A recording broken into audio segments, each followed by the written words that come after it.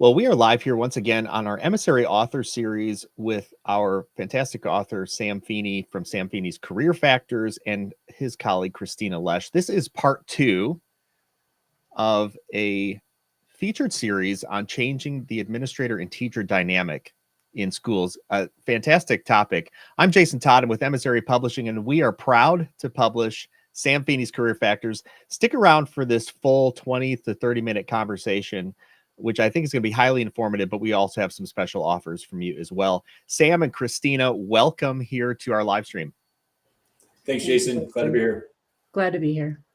Well, the first part of this series was last week, where we discussed what wasn't working in teacher engagement and retention, and we gave some background on why it was so important for you to write career factors at this point in time.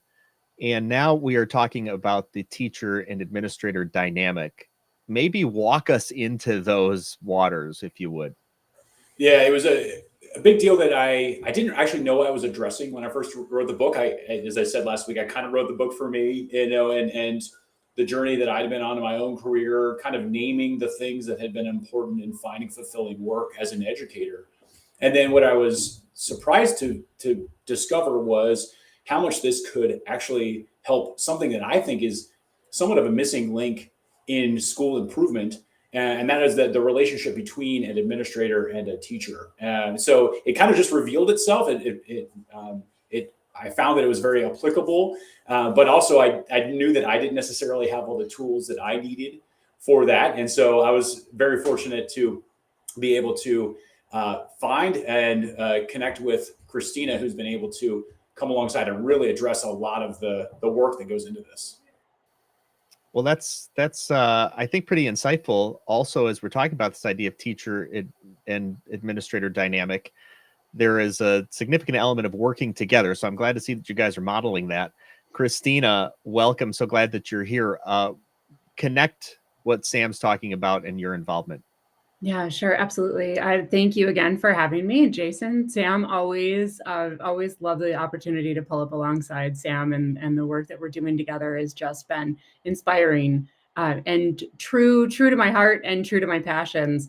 I would say that I became a leadership coach because it became very clear to me after I had had some years in the principalship that because I had the opportunity to work with a leadership coach in my first 3 years as a principal, I was able to recognize that those first 3 years would have been drastically different had I not had the support of a coach.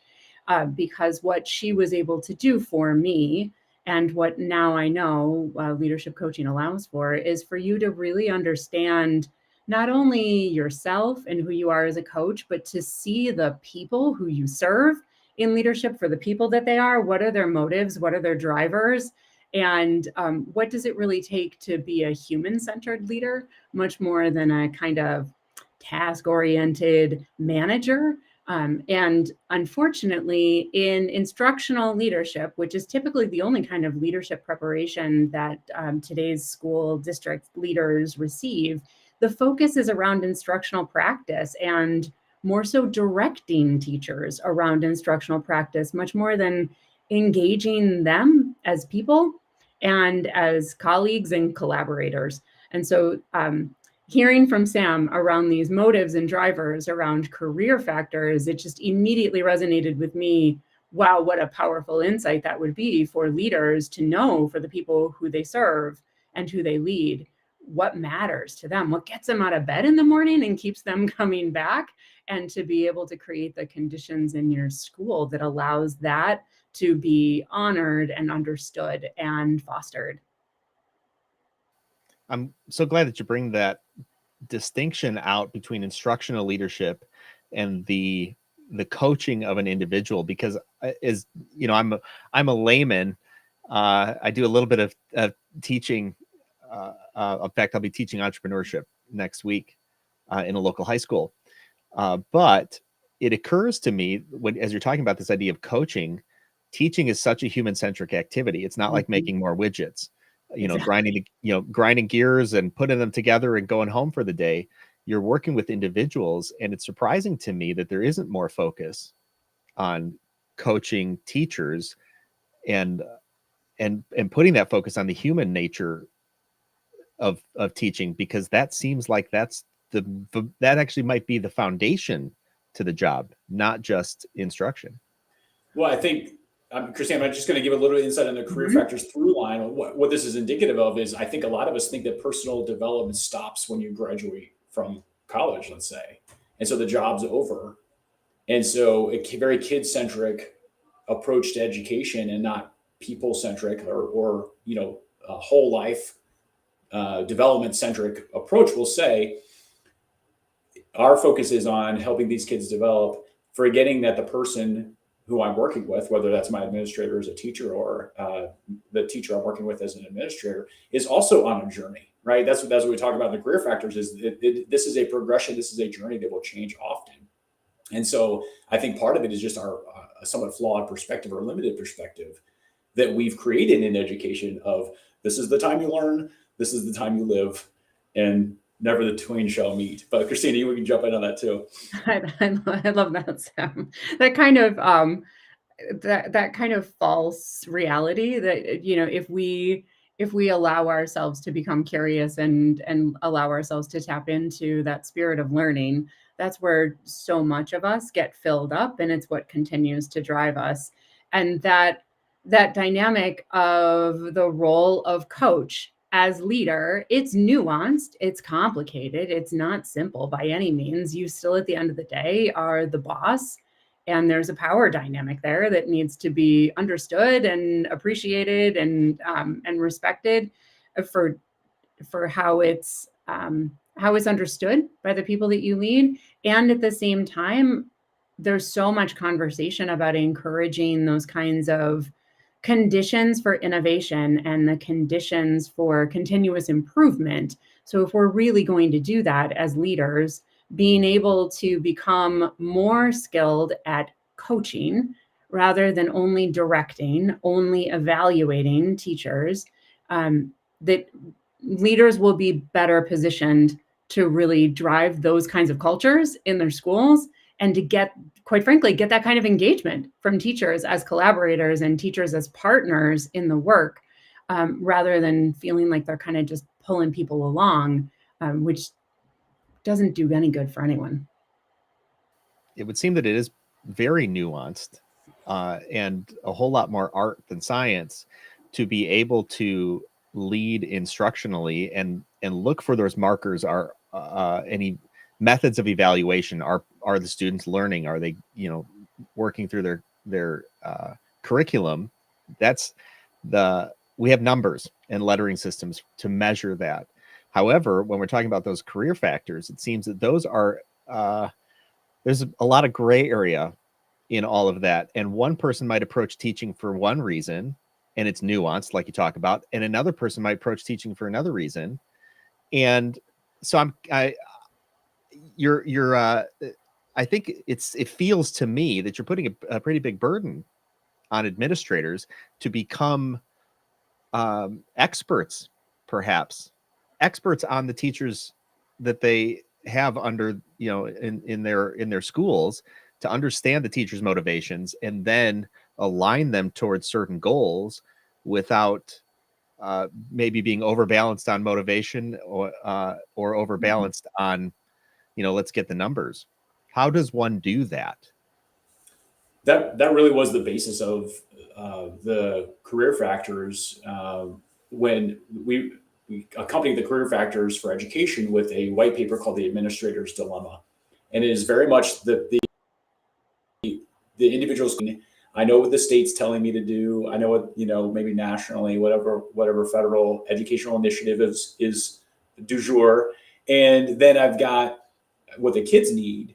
And I'm kind of caught in the middle without necessarily the toolbox for this. Like, how do I approach, if I'm an administrator, how do I approach my team? How do I lead my team with not only my own awareness of what is making me tick and what's filling my tank every day, every week, every school year, but also then be able to approach them in the specific ways. And I've thought about this a lot from my background as a sports coach. Is some kids you had to push them hard to get them to move, and they responded really well. Other people, other athletes, it was, the softest touch would be fine, and in that sort of way, your management style had to, if you have 30 people on your team, you had to have 30 different management styles. Well, that's not helpful for someone who's an administrator who's stuck between those two. So giving the career factors as a common language then allows people to kind of, and Christina talked about it, there is tangibly a power dynamic, right? But one of the things I really started envisioning about this and why Christina's work is so powerful is because we want to be able to shift for at least some time in a non-evaluative sense. We want a coming alongside. And what I think oftentimes will happen is if you have a leader who's always out ahead and never comes back and sits next to somebody and says, well, let's check it out. Let's see. They lose credibility out ahead because you don't remember what it was like for me to be in the classroom because you haven't been in the classroom in 15 years or whatever, right? Unfortunately, some of that, the stuff that they have in their expertise in instructional leadership erodes over time because that credibility has kind of eroded. They've been out front or up above for so long. And so the career factors allows an opportunity to come up back alongside and to be able to address the members on your team, your athletes from a coaching metaphor, specifically to what they're looking for. And that I think really changes things a lot. Christina could talk more about how it's been borne out. Sure. So Sam, as you're talking, I think, and Jason, your push is absolutely spot on. That sounds like a really tall order for an administrator. But as you're talking, it just strikes me that, when it comes to just leadership practices, let's talk about leadership in any sector. It really is important for leaders to know their bench of talent, and not just for the skill sets that people have, but who they are. And so, like Sam mentioned, career factors gives everyone a shared language, and it almost allows for teams to have that kind of shared understanding. And it really does kind of hotwire conversations, because when I say, well, I'm driven by impact, people know what that means because we've looked at it together, we've talked about it together. But it really does act as a springboard too for teams to have good conversations with each other, for admin to have good conversations with teachers, for them to have a shared understanding of each other. It's almost like what matters to you, here's what matters to me. And so then we start approaching things with a real entry point for true empathy and understanding what's driving someone right now. Why might they be pushing back on this idea? Or why might they be charging ahead with something? And so really understanding someone better, what's their motives, what's their drivers. That's powerful information to have as a leader, because you can speak to someone's heart and not just their mind. Yeah, and as we talked about last week, the beauty of that is that there's not a uniformity, right? We don't all have to be, well, why aren't you driven by growth? That's just what teachers are, or impact or whatever, right? I joke when I do this presentation with teachers, we go through hey, they take the survey, right? They take the career factors assessment. And then we say, hey, all right, so let's go through who here is motivated by, or their number one career factor is impact. And some people raise their hands, and I say, wait a second, the rest of you, shame on you. How are you not here because of impact, right? But it's not realistic. The fun part about what Christina was just parsing out is it gives somebody who is a leader, who's motivated differently than someone on his team, the ability to connect with someone on his team, because he gets their why for work. And that's what the career factors is. It's a why for work, and gives people that language to approach it. It seems to me there's a tremendous amount of value in that, particularly when schools are operated at a certain size. And here's where I'm going with this. I just finished watching a great show. I think it's Avonlea, something like that. It was back in the 90s when this show came out. And it's all about a small community in Prince Edward Island. They've got one schoolhouse. They got one teacher. There are generations of family members in this one area.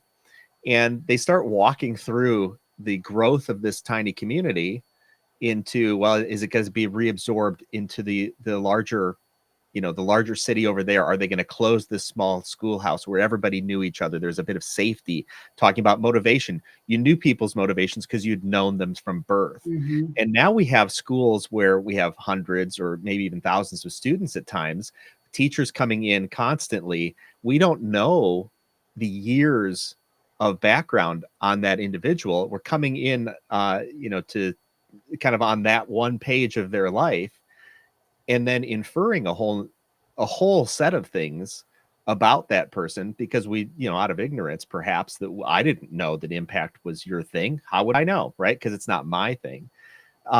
So it seems that it almost seems fundamental. Why wouldn't we begin with an understanding of who you are, and in all of its complexity that we will gain over many years, perhaps, but at least accelerate us into some sort of baseline that perhaps describes a bit of behavior about that individual, so that we can incentivize them for one thing, or at least help them find meaning as a teacher, find meaning in their work and celebrate that meaning when it comes to the forefront. Christina, I'm just thinking a little bit about your coaching in particular with administrative leaders over a full year. How, because this reminds me, Jason, I'm thinking like one of the powers of this is reminding people of their work why, right?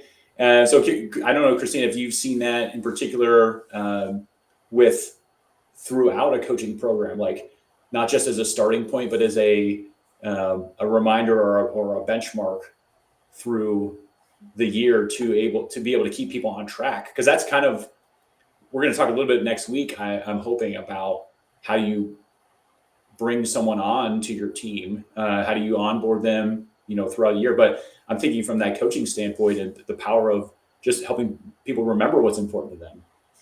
Yeah, I would say the place where I've seen this happen really successfully is a current client that we're working with. They've made it a routine and just almost a level set expectation for each of the teams to do the career factors together, have those conversations, and then use those career factors as a springboard for team norms. For the team, if there is a conflict process that they want to engage in, if there are some shared agreements that they have, they'll start first to say, well, our career factors are X, Y, and Z, and so this is important to us. And so what does that mean for how we work together as a team? That has been really empowering for particularly the teacher leaders that are leading groups of their colleagues. And they really don't have positionally the authority to direct anybody to do anything. It really needs to be influence. And so the career factors and understanding each other's drivers has made a key difference for them in that regard. Also, in more of the one-on-one coaching that I've done and over the years, really helping someone to recognize their individual drivers, their individual motives, particularly for a leader, being aware of that, because unless they're being really intentional around it, that's the kind of culture that they will create. And they have that positional power to create that kind of, that kind of culture. And so if it's a culture of growth, and that's what really matters to that leader, someone who does not necessarily align with that motive, that career factor, has the potential to feel isolated or kind of excluded if that leader is not intentional about bringing in everyone and really honoring all the different motives that people might have. So being aware of your own drivers is really an important part of just developing self-awareness as a leader, but then also being super aware and intentional around what kind of culture are you establishing in the place where you're working, and does it honor all the different motives for all the different people that are functioning in that culture.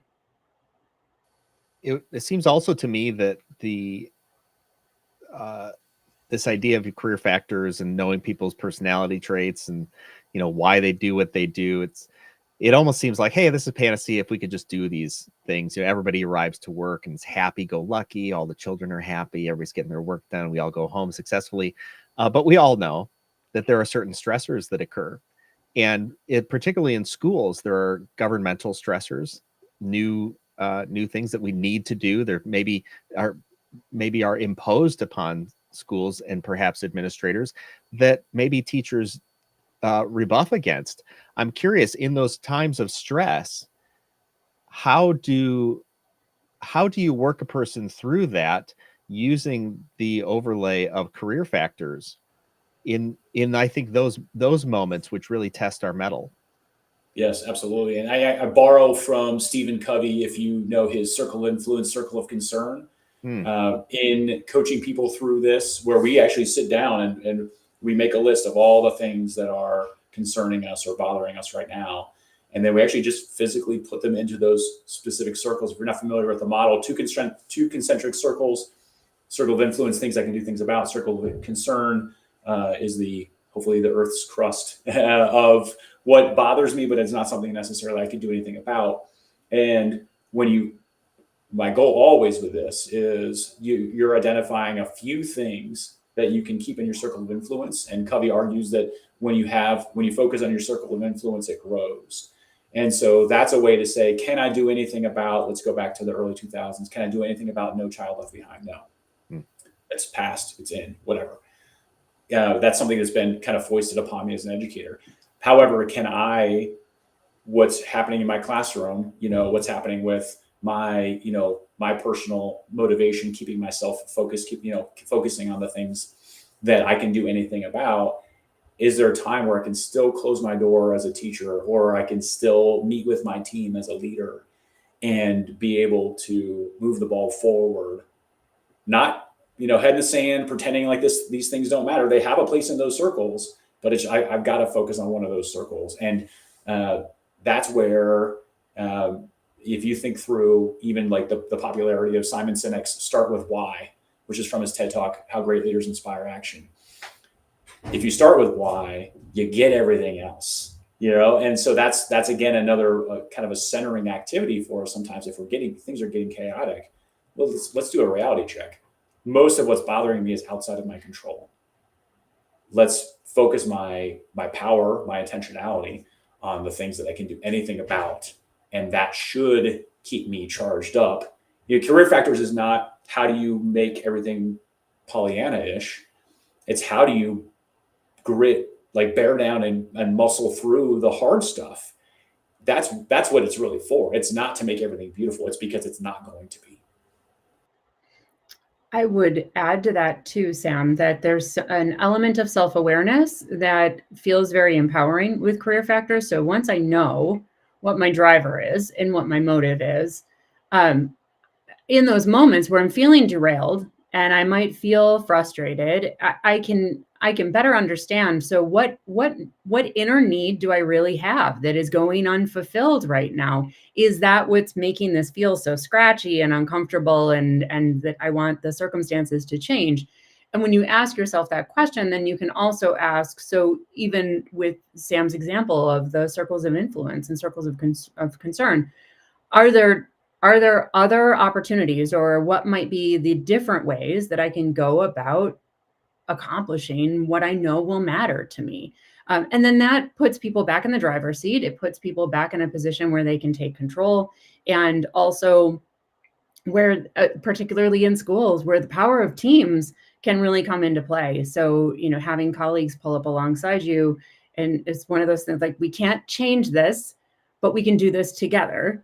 If we can position people to have that kind of a collaboration and that kind of an attitude about what to do next, then they will just feel much more settled about anything that feels maybe that they're not ready for or out of their control. Now, I've had a handful of children of my own make it through school, and in a handful of different types of schools. In fact, some private, some public, and grade school, high school, college. I've recognized that sometimes teachers and administrators are a bit at odds, and there are opportunities like this that the teachers can talk to their administrators. How how can we go about initiating some of these conversations? What are the steps? If this is a path to make things better, what are the steps to do that? And I do want to honor you, Christina. Thanks for showing up today. I know that you've got some meetings that you need to get off to. We're going to be winding down here in just a couple minutes. Right. But if you have anything to say to that, go ahead. Otherwise, we'll see you on our next live stream. I would just add, use any conversation that you're having with your teachers to just get curious about them. So step back in that moment, listen to them, and listen with an ear of curiosity. What are they teaching you about what they need? What are they teaching you about what they already have in that moment? And try to just stay curious a little bit longer. I wish I had more time to stay. Thank you so much. This was so much fun. Thanks, Christina. Thanks, Christina. We'll see you next time. All right. Take Sam, care. what about you? How do teachers, administrators connect together when there might be some reticence towards that? Yeah, it really does. It starts like one thing we have with our consulting with Echo Education is we have an all, some, and few model. And we want to make sure that we're hitting all three of those at strategic points throughout our time and working with a school or a district. And the all is, let's make sure we're all on the same page. And that's one thing that's really important is from the outset, is there buy-in from each level of that, district leadership, building leadership, and then faculty. Because, one of the things that I've seen before a lot is professional development that is offered to teachers, but doesn't seem important enough to have the administrators attend, right? Like, okay, so have you already gotten this? Have you got a better version of it? Is this something that's beneath you? And this is how we've really tailored a lot of our programming is to make sure that everyone's included because it's important enough. So when you start out from the beginning and say, hey, this is our common language. This is our way that we're going to go about making the changes, right? The career factors isn't necessarily a change. It's a model for change that allows you to go from engagement to capacity to ownership of whatever initiative you want to be able to do. And so starting out with that, this is an everyone, approach, and establishing that common language is really important. And then the second thing that I really appreciate and hope to incorporate into a district is we actually have come up with kind of approaches on where do we use this specifically and in a more like a manufactured sense.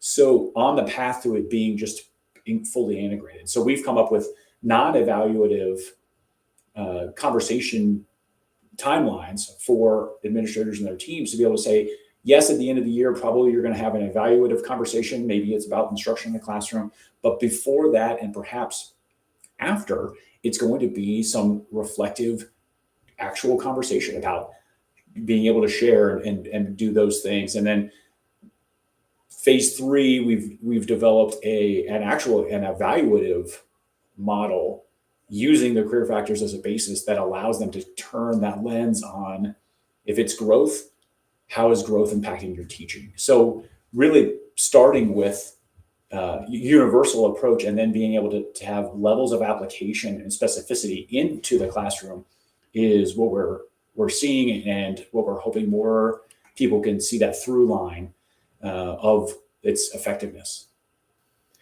Well, like you talk about, the career factors model is a resource for administrators. And like any other resource, a resource left unused is not of any value. But it seems that in your book, Sam Feeney's Career Factors, this resource is, like you talk about, a way of setting a common language to help understand our own personal motivations. When we do that, we can help understand other people's motivations. That creates a more cohesive and effective team. And if we're going to create a more cohesive and effective team, we should do that in education. What a leveraged opportunity that is, because educators, and I don't say this lightly, teachers, educators, folks who work with youth, you impact the rest of that kid's life well into adulthood. I think we all have stories of a teacher that stood out. Good. Yes, exactly. Well, next week on the Emissary Author Series here with Sam Feeney, with Sam Feeney's Career Factors. We're going to be talking about how to engage teachers from day one. And even if you're not a teacher or an administrator or an educator, I think it's worth tuning into these series because it can arm you, I think, with some valuable information that you can take back to your school district, take back to the schools that your children go to. And we can help each other, I think, through this process to make our schools better. Sam, thanks for joining us on this Emissary Author Series. This is Sam Feeney with Sam Feeney's Career Factors. I'm Jason Todd with Emissary Publishing. Catch us next time. We also have a special offer for you to pick up Sam Feeney's Career Factors, and I'm going to put that on the screen right now, and we'll catch you later.